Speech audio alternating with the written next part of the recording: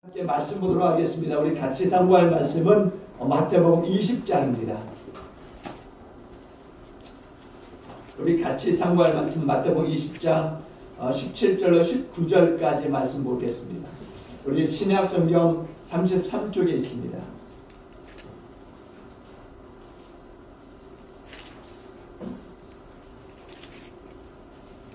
신약성경 마태복음 20장 17절로 19절 함께 한 목소리로 봉독하도록 하겠습니다. 함께 한 목소리로 하십니다. 20장 17절로 19절 함께 하십니다. 시작.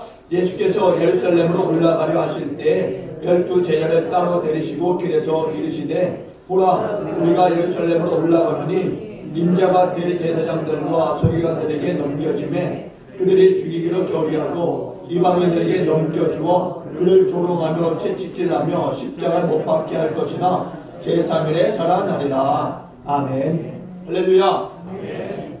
오늘 우리가 종료주일을 맞이했는데요. 이제 종료주일은 이제 부활주일 를 한 주간 남겨둔 날로부터 시작이 되어집니다. 특별히 이제 오늘부터 이제 고난 주간이 이제 들어가게 되는데 여러분들 이제 한 주간 동안 정말 다시 한번 주님을 깊이 있게 묵상하시면서 하나님의 형상을 회복하는 그런 한 주간 되어주시길 바랍니다. 그동안 우리가 주님 앞에서 많이 부족했는데 그 부족함들 다시 한번 깨닫고 정말 그 부족함 속에서 정말 주님을 찾고 정말 주님을 만나는 그 한 주간 속에 여러분이 다시 한번 기쁨을 회복하고 정말 그 안에서 다시 한번 결단하는 그런 또 귀한 또 고난 주간이 되어주시길 바랍니다. 우리 예수님께서 살아생전에요 모든 고난을 받으시고 죽으시면서 또 이제 3일 만에 부활하실 것에 대해서 3번에 걸쳐서 말씀하신 것이 있는데요. 첫 번째는 이제 마태복음 16장 21절에 이제 나오게 되는데 베드로가 주는 그리스도시여 살아계신 하나님의 아들이십니다라고 하는 이 고백을 하고 난 뒤에 예수님께서 제자들에게 이렇게 말씀하세요. 이때부터 이제 예루살렘에 올라가서 장로들과 대제사장들과 서기관들에게 많은 고난을 받고 죽임을 당하고 제3일에 살아날 것이다 라고 하는 말씀을 제자들에게 하십니다. 사실 예수님께서 공생의 기간 동안에 제자들에게 이렇고 저렇고 이런 말씀들을 하셨으면 좋았겠지만은 그러나 제자들이 이제 예수님을 만나고 이제 예수님과 함께하는 생활 속에서 아직 훈련이 덜 된 상태였기 때문에 예수님께서 이런 깊은 상황까지 말씀하지 아니하시고 있다가 이제 예수님께서 십자가의 고난을 앞둔 그 상황 속에서 이제 이 말씀을 꺼내시는 거예요. 그래서 제자들로 하여금 그 고난에 그리고 그 죽으심에 그 부활에 함께 동참하고자 하는 마음이 간절했던 거죠. 그리고 두 번째는 이제 마태복음 17장 22절 이하에 이제 제자들이 갈릴리에 모여 있을 때 예수님께서 당신의 이 고난당하심과 죽음과 그리고 부활에 대해서 말씀하십니다. 그리고 이 말을 들었던 제자들이 어떤 마음을 갖느냐? 매우 근심하는 마음을 갖게 되었다라고 성경이 기록하고 있어요. 그리고 마지막으로 이제 예수님께서 당신의 이 고난받으심과 죽음과 이 부활에 대해서 말씀하시는데 바로 오늘 우리가 읽었던 이 본문에 기록되어져 있는 겁니다. 예수님께서 제자들을 이끄시고 예루살렘으로 이제 유월절을 지키기 위해서 들어가시게 되는데 이제 12 제자들을 따로 이제 불러 세우시고 가시는 도중에 이 말씀을 이제 꺼내서 이야기하시는 거예요. 여러분, 예루살렘으로 올라간다라고 하는 것은요 어떤 큰 기쁨의 영광이 있어서가 아닙니다. 사실 유월절을 보내기 위함이지만 이 유월절이 이제 예수님에게는 마지막 유월절이 되는 거예요. 그리고 이 유월절 속에는 고난과 죽으심이 기다리고 있는 것입니다. 사실 유월절을 지내기 위해서 이제 세계 곳곳에 흩어져 있던 이 유대인들이 이제 예루살렘으로 모이게 되는데 이제 제각각 다른 목적들을 가지고 이제 유월절을 지키기 위해서 이제 예루살렘에 올라오게 됩니다. 사실 유월절이라고 하는 것은 이제 이스라엘에게 있어서 가장 큰 명절 중에 하나예요. 그래서 이제 각국에 흩어져 있던 모든 이제 이스라엘은 이제 모이게 되는데 이 날을 기준으로 해서 이스라엘의 이 남성들은 이제 유월절을 지키기 위해서 이제 모이게 된 이것은 의무예요. 그들에게 있어서 의무입니다. 그래서 누구든지 이제 하나님 앞에 제물을 드리기 위해서 이제 정성껏 준비해서 이제 유월절날 이제 예루살렘에 모여서 그것을 이제 하나님 앞에 드리게 되는데, 이제 이스라엘에는 이제 이런 엄청난 절기가 사람들로 하여금 예루살렘으로 모이게 하는 거죠. 예수님도 공생의 3년 기간 동안에 이 유월절을 해마다 지키기 위해서 예루살렘에 올라오셨어요. 공생의 첫 해에는 유월절 때와 이제 불임절 때 예루살렘에 올라오셨고, 공생의 두 번째에는 이제 예루살렘 때와 장막절 때 이제 올라오셨습니다. 예루살렘에. 그리고 이제 오늘 이제 그 마지막 생의 이 유월절 보내기 위해서 예루살렘에 올라오시는 도중에 이제 제자들과 함께 이 말씀에 대해서 나누게 되는 거예요. 이 말씀이 뭐냐? 말씀드린 것처럼 고난 받으심과 죽으심과 부활에 대해서 말씀하시게 되었다는 거죠.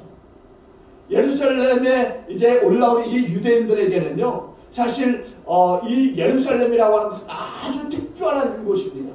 역사적인 그 중심에 서 있는 곳이 바로 예루살렘이에요. 그리고 그들의 신앙의 중심지가 바로 예루살렘이라는 거예요. 그래서 모든 유대인들은 정말 이 예루살렘을 지향하는 그런 삶을 이제 어디에 있든지 간에 사는 거죠. 그래서 우리가 성경에 보면 다니엘도 바벨론의 포로로 잡혀갔지만 그곳에서 예루살렘을 향한 창문을 열고 하루에 3번씩 기도했던 모습을 보지 않습니까? 그러니까 이스라엘 사람들은 다 어디에 있든지 간에 예루살렘을 지향하는 삶을 살아왔던 거예요. 심지어 그들이 이렇게 포로로 잡혀가 있었을지라도 그곳에서 예루살렘을 향한 마음들을 늘상 품고 있었다라는 겁니다. 지금도 세계 도처에 흩어져 있는 이 이스라엘 사람들이 예루살렘을 향한 그 마음과 생각은요, 멈춰지지 않고 끊임없이 그곳을 향해 있다는 것을 우리가 볼 수 있어요. 왜냐하면 예루살렘이 뭡니까? 예루살렘은 하나님의 성전이 있는 곳이에요. 그러니까 하나님의 성전을 향한 그 마음과 생각들이 떠날 수가 없는 겁니다. 그러니까 어디에 있든지 하는 그들은 예루살렘을 향해서 그들의 마음이 가 있는 거예요. 예수님께서 이제 그 생의 마지막 유월절을 이제 자기 자신을 우리를 위해서 드리기 위해서 이제 예루살렘을 향해서 올라가시기를 이제 준비하고 계시는 겁니다. 사실 예루살렘에서 예수님의 이 한 주간의 이 마지막 시간이라고 하는 것은요, 정말 숨막히는 그런 시간들이었어요.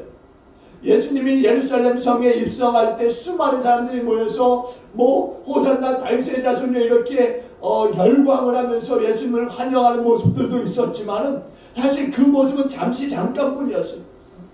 그리고 그들은 이내 어떻게 해요? 등을 돌리는 모습을 우리가 이제 살펴볼 수 있어요.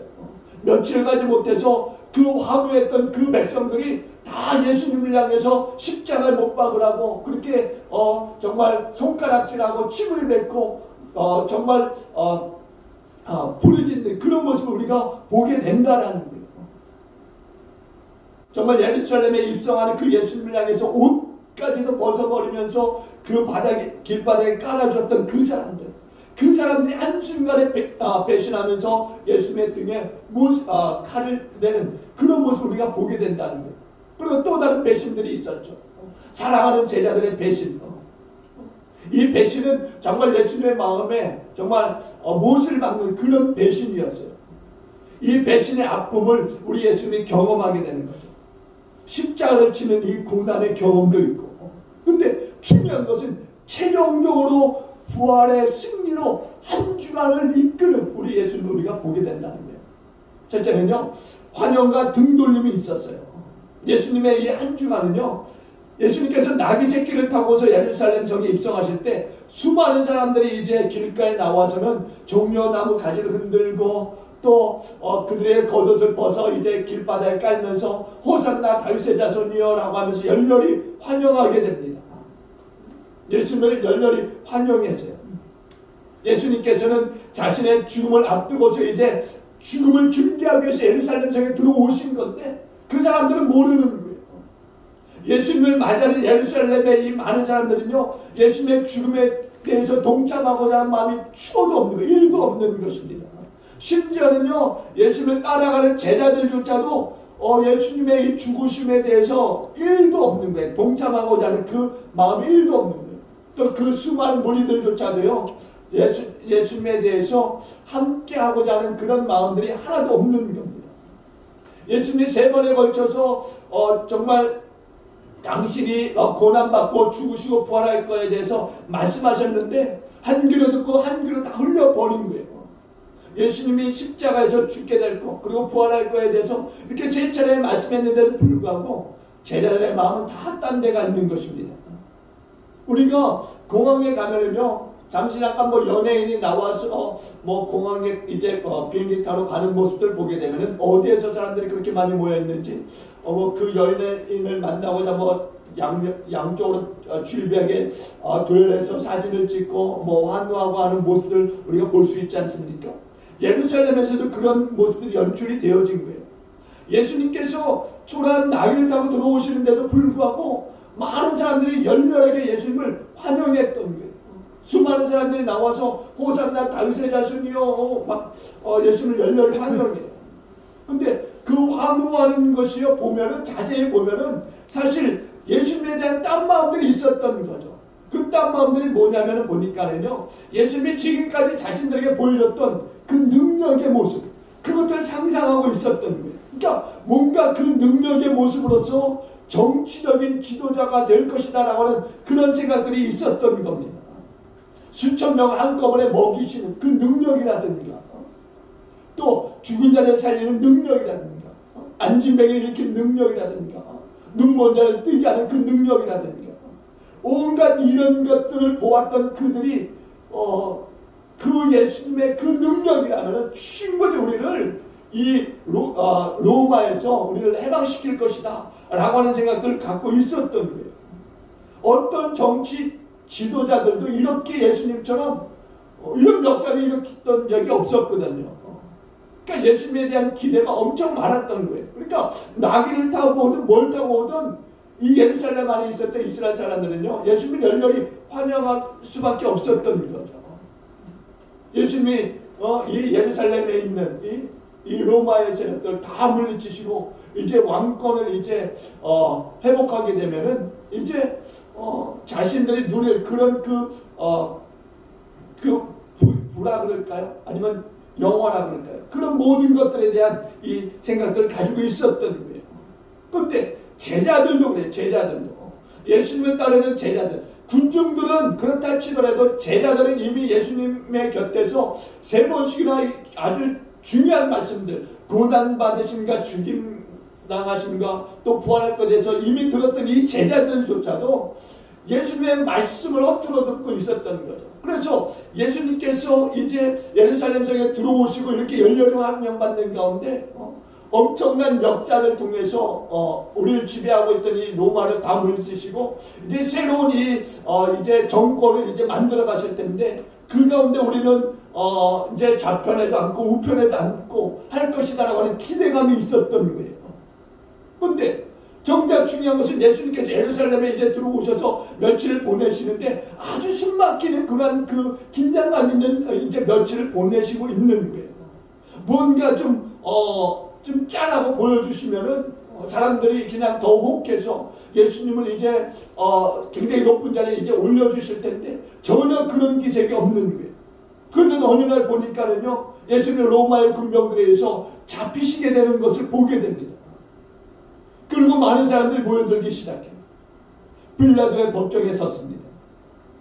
빌라도는 예수님을 이제 풀어주기 위해서 한 가지 생각을 했어요. 어떤 생각이냐?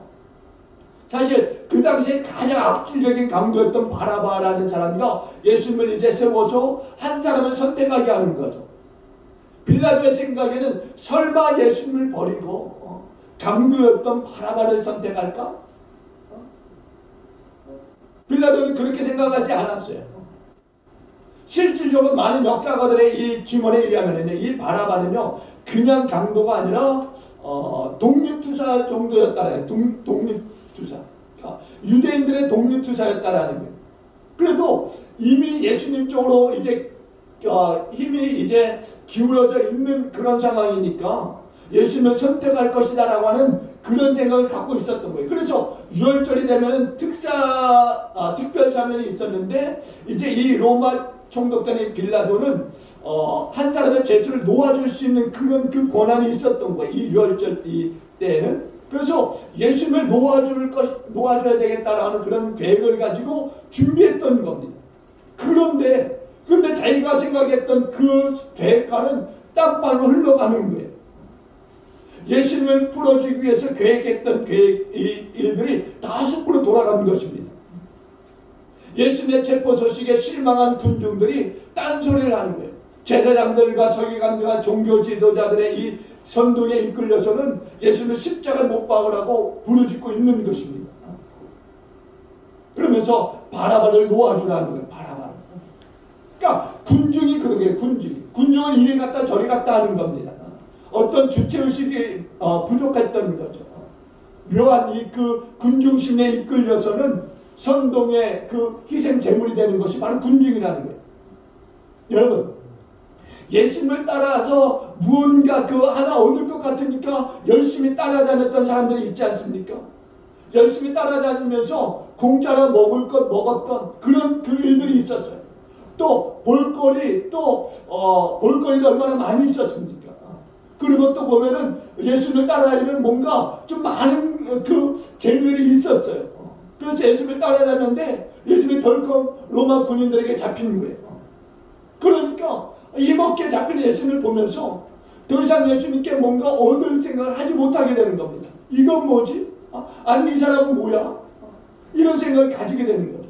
그러니까 그들이 이제 예수님을 헌식자처럼 버리게 되고 등을 돌리게 되고 예수님을 떠나게 되고 우리 예수님을 향해서 손가락질하고 침을 뱉고 따위를 때리는 그런 일들을 하게 되는 거죠. 이럴 것 같으면 바라바가 차라리 낫겠다라고 하는 생각을 가지게 되는 거예요. 그래서 군중들이 바라바를 외치게 되는 겁니다. 그런데 우리가 이런 모습을 보면서 정작 나의 신앙의 모습, 나의 그 생활의 이 신앙생활의 모습이 어떠한가라고 하는 거예요. 우리는 이런 모습이 없는가? 정말 내 내면의 이 신앙생활에는 정말 이런 흠이 없는가? 여러분 생각해 보세요. 나 자신의 이기심 또 탐욕들로 인해서 잠시 약간 신앙의 모습을 벗어버리고 세상적인 모습으로 갔던 그런 기억들은 없습니까? 사실 군중들의 모습이 그런 거 아니에요? 많은 사람들이 교회를 드나들지만 사실 예수님을 정말 완전하게 믿거나 또 예수님 완전히 닮아가고자 하는 그런 마음들이 부족할 때가 많이 있어요. 어떤 분들은 보면은요, 예수를 왜 믿어야 되는지도 잘 모르고 교회 나오시는 분들도 있습니다. 물론 시간이 지나면서 그 마음이 바뀌어서 예수를 모시게 되고 그리고 깊이 있게 신앙생활하는 모습도 보게 되지만 사실 지금의 그 신앙생활하는 아는 사람들의 모습을 보면은 어떤 그 상황에 이끌리는 모습들이 많다는 거예요. 오늘 군중들처럼요. 그 두 번째는요, 헌신과 자포자기가 있었던 거예요. 또 예수님께서 보니까 예루살렘의 마지막 한 주간에 이제 헌신과 자기를 포기하시는 그 놀라운 그 체험을 하는 그런 한 주간이 되었다라는 거죠. 예수님께서 예루살렘에 가까이 와서 이제 감난산 벳박에 이르렀었는요. 제자들 시켜서 이제 마을로 들어가서 나귀 새끼를 끌어오라고 이렇게 말씀하십니다. 그리고 만약에 주인이 뭐라고 하면은 이제 주가 쓰시겠다 이렇게 말을 하면은 나귀를 보내줄 것이다 이렇게 말합니다. 그래서 이제 제자들이 가서 나귀를 끌어오는데 주인이 그렇게 물어봐요. 그래서 주님이 말씀하신 대로 말하고 이제 주인의 허락을 받아서 끌고 오게 됩니다. 그리고 예수님은 제자들이 끌고 그 나귀 새끼를 타고 이제 예루살렘에 들어가시게 되는 거예요. 주가 쓰시겠다라고 하니까 자기의 나귀를 선뜻 내어주는 이런 사람을 우리가 볼 수 있는 거예요. 거기에 어떤 이유라든가 조건이 달리지 않았어요. 그냥 선뜻 내어줬다라는 거죠. 또 보세요. 예수님께서 베다니 문둥이 시몬의 집에 계실 때 한 여자가 아주 귀한 나드 향유 한 옥합을 가지고 와서는요, 그것을 깨뜨려서 예수님의 머리에 부어드리는 것을 우리가 보게 됩니다. 근데 우리가 그런 모습을 봤을 때 한 제자가 뭐라고 하는지 아십니까? 그 향유, 나드 향유 한 옥합이 300데나리온이나 되겠다라고 하는 말을 해요. 근데 이 300데나리온이나 되겠다라고 말을 한 사람이 누구냐? 바로 가룟 유다였다라는 거예요. 여러분, 우리가 이렇게 들어서 알고 있지만 300데나리온이라고 하는 것은요, 지금의 1년 연봉에 해당하는 금액이라고 할 수 있는 거죠. 그러니까 많은 거야. 엄청나게 많은 겁니다. 근데 그것을 한 번에 깨뜨려서 예수님의 머리에 부어드리는 거예요.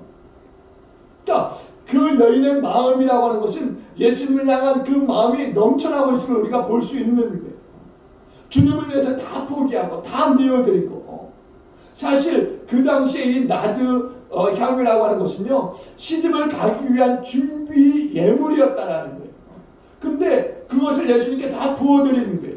어떻게 보면 자기가 시집 가기 위해서 준비한 그 모든 것을 포기해버리는 거예요. 포기하는 거예요. 예수님을 위해서 포기하는 거예요. 예수님을 위해서 다 내어놓는 거죠. 이런 놀라운 헌신이 예수님의 그 한 주간의 삶에 있었던 거예요. 그리고 예수님께서 이제 십자가를 지시고 골고다를 향해서 이제 올라가시는데 골목에 이제 수많은 사람들이 도열해 있지 않습니까? 예수님의 그 십자가 지심을 구경하기 위해서 수많은 사람들이 이제 나와 있는 거예요. 근데 멀리 아프리카에서 온 이제 시몬이라고 하는 사람들이 있는 거죠. 이 사람도 이제 그 많은 사람들 가운데 껴 있는 거예요. 우리가 알고 있던 이 사람은 구레네 사람 시몬이에요. 아프리카에서 온 사람입니다. 예루살렘 성전을 순례하고자 온 사람이에요. 이렇게 구레네에서 온 이 시몬이라는 사람도 예수의 십자가 지심을 이제 보고자 군중들 가운데 이제 함께 서 있는데 무거운 십자가를 이제 지시고 올라가시는 그 예수님이 이제 제대로 올라가지 못하시는 거예요. 십자가를 지시고 이제 올라가시다가 넘어지시고 또 다시 일어나서 치고 가다 넘어지시고 이런 일들 계속 반복하는 겁니다. 그런데 이렇게 반복해서 이제 쓰러지고 일어나고 하는 이 모습을 보고 로마 군인이 어떻게 합니까? 길가에서 있던 이 구레네 사람 시몬을 끌어내서 예수님을 대신해서 십자가를 지고 가게 하시는 거예요. 그런데 여러분 생각해 보세요. 예수님의 마지막 십자가 사건을 구경하고자 서 있던 이 시몬이었지 않습니까? 그것도 멀리 아프리카에서 온 사람이었어요. 근데 구레네 사람 시몬이 원해서 이 일들을 하고 있는 게 아니라는 거예요. 자신이 이것을 꿈에도 생각지 못했어요. 어쩔 줄 모르는 가운데 이 당황스러운 일을 지금 만나게 된 겁니다. 사실 그냥 로마 군인의 눈에 띄인 거예요. 많은 사람도 있는데 그냥 띄인 겁니다. 그래서 불러냄을 당해서 대신해서 예수님의 십자가를 지게 된 거죠. 그러니까 우리가 인생을 살아가면서 한번 생각해 봐야 될 것은 내가 하고 싶지 않지만 본의 아니게 해야 되는 일들이 있다라는 거예요. 정말 거부하고 싶고 또 정말 거부할 뿐만 아니라 정말 아니야라고 이렇게 이야기하고 싶지만 그럼에도 불구하고 억지로 끌려 나와서 본의 아니게 십자가 같은 무거운 짐을 질 때가 있다라는 거죠. 그런데 우리가 그때 되면 어떻게 합니까? 우리의 마음속에 불만과 불평이 일어나게 된다라는 거예요. 그래서 우리는 신앙의 삶에서 벗어나게 되고 자신도 모르게 정말 그 받았던 은혜들이 한순간에 다 까먹게 되는 그런 일들을 우리가 경험하게 돼요. 근데 시간이 좀 지나고 나면은 그런 생각이 드는 거예요. 내가 그때 너무 잘못했구나. 내가 그때 그 십자가와 같은 그 무거운 짐을 그냥 말없이 정말 잘 지고 갔다라고 하는데 어차피 질 것 같으면 잘 지고 갔으면 더 좋았을 텐데 그것이 오히려 더 나에게 지금 생각해보면 축복이었다라고 하는 것을 깨닫게 되면은 우리는 다시 한번 자신의 그 과거의 삶에 대해서 반성하게 된다라는 거예요. 그러니까 우리가 신앙생활하면서요 늘 우리는 하고 싶은 것만 할 수 있는 그런 생활이 아니라는 거예요. 때로는 내가 하기 싫은 것도 해야 되고 하고 싶지만 할 수 없는 상황도 있는 그런 신앙생활을 하게 된다라는 거예요. 여러분 지난 그 주일날에요 이제 제가 한 11시 12시 정도 된 것 같아요. 지방의 목사님 아버님이 소천했다라고 하는 그런 문자 메시지를 받았어요. 그래서 마음에 갈등이 많았습니다. 이 늦은 밤에 그리고 코로나니까 안 가도 되는 상황인데 좀 마음이 굉장히 찝찝했어요. 그냥 온라인 계좌로 그냥 돈만 보내고 말까 그런 생각도 했는데 마음이 굉장히 좀 부담이 됐어요. 그래서 옷을 차려입고 늦은 시간에 이제 차를 타고 이제 갔습니다. 장례식장에 가서 목사를 만나고 인사를 드리고 그러고 왔어요. 근데 오면서 장례식장을 이제 들러갖고 오는 길에 그런 마음들이 많이 드는 거예요. 죽음에 대한. 평소에는 생각지 않다가도 이런 장례식이 있다가 장례장에 참석하게 되면 그런 마음들이 들지 않습니까? 죽음에 대한 생각들. 우리 평소에는 그런 생각이 없다가 이제 그런 일들 통해서 죽음에 대한 생각들을 갖게 되는데 우리가 정말 다시 오실 주님, 언제 오실지 모르는 주님이지만 다시 오실 주님 우리가 고대하고 있는데 우리가 정말 호련히 이렇게 오실 그 주님을 맞이할 수 있는 준비는 과연 되어 있는가? 내 생애 속에서 정말 주님을 위해서 하나님께 온전히 우리 자신을 정말 드리고는 있는가? 라고 하는 그런 생각들을 갖게 하는 그런 짧은 시간이었다라는 거죠.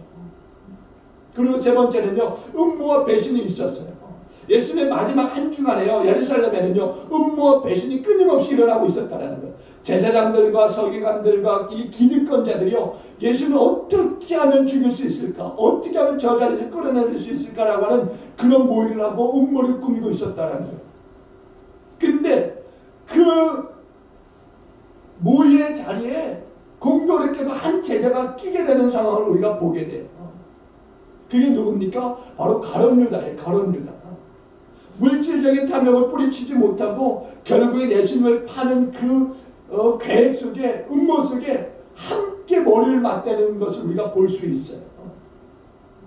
여러분, 내가 죽을지언정 또 보니까 주를 부인하지 않겠다라고 고백했던 베드로도 호언장담했던 사람 아닙니까?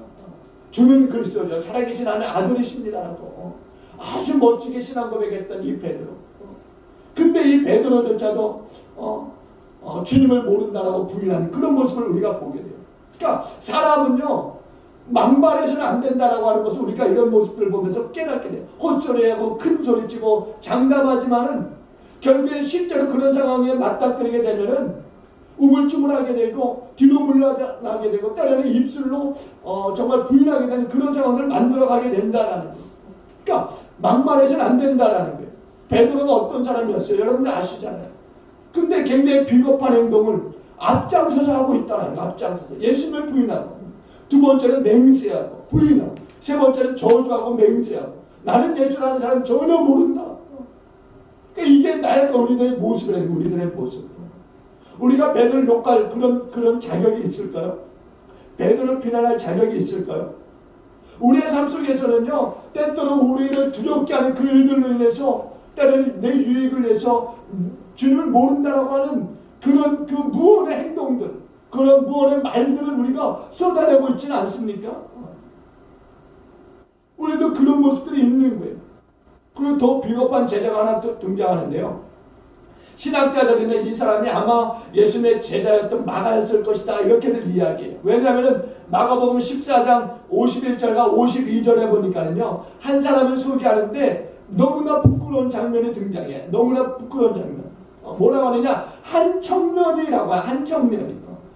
그러면서 말씀하는 것이 한 청년이 벗은 몸에 뱃옷 이불을 두르고 예수를 따라가다가 무리에게 잡힘에 뱃옷 이불을 버리고 벗은 몸으로 도망하니라 하고 하는 말씀이 있습니다.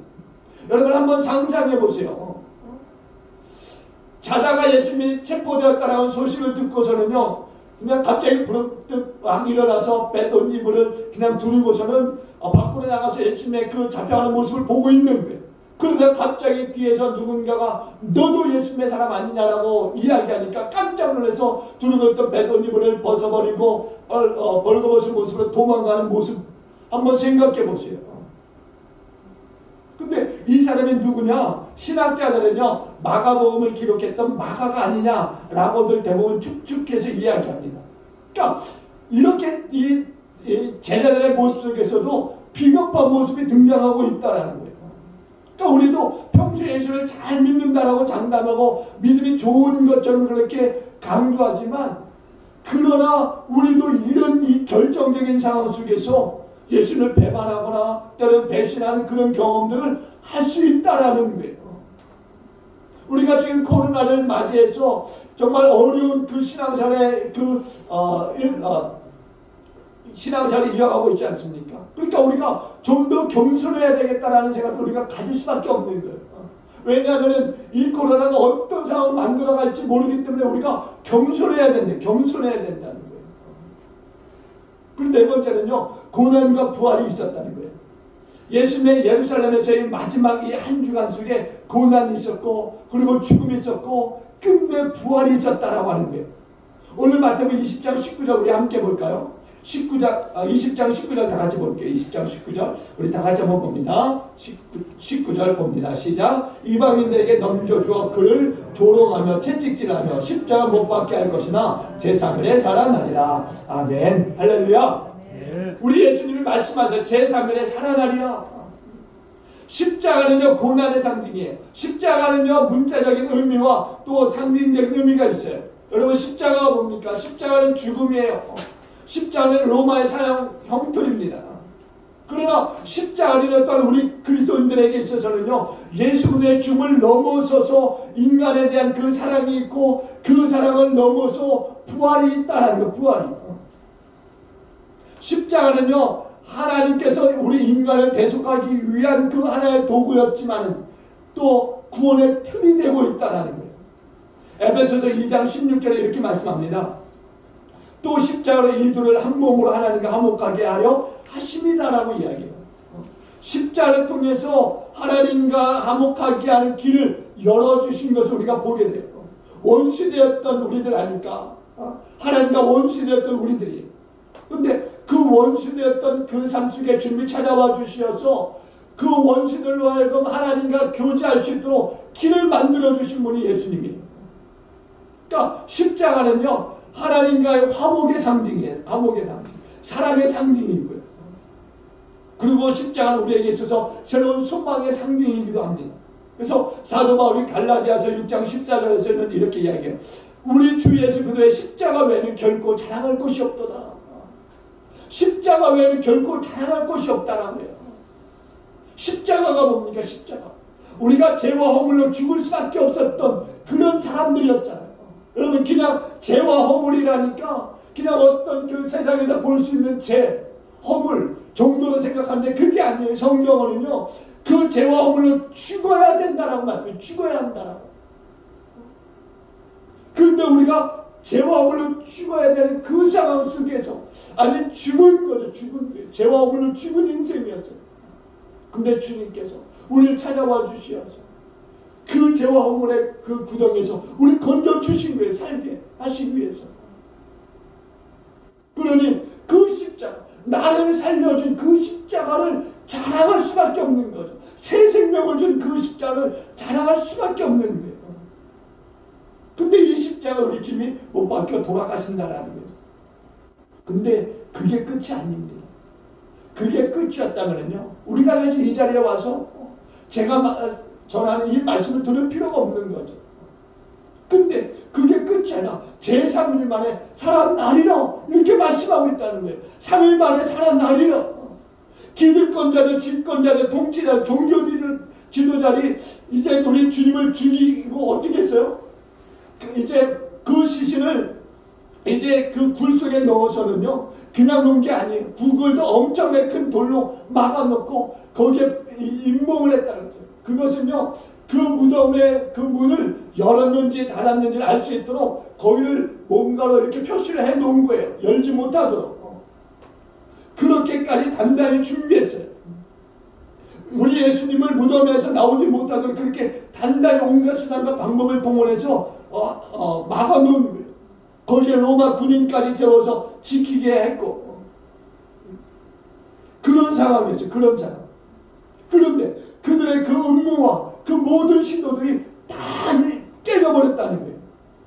예수님의 예언대로 우리 예수님이 사흘 만에 달리 부활하신 것을 믿으시기 바랍니다.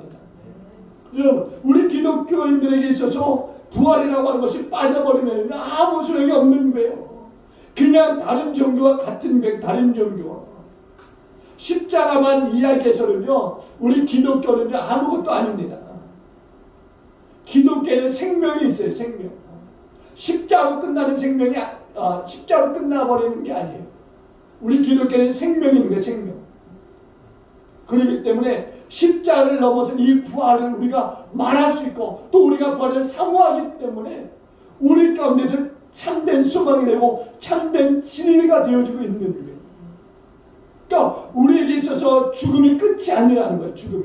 새로운 영원한 삶이 있다라는 거죠. 그것을 우리 주님이 증명하셨어요. 증명하셨습니다. 우리에게 보여주셔서 나타내 주신 거죠. 그러니까 우리 기독교의 힘은 바로 여기에 있는 거예요. 참 생명.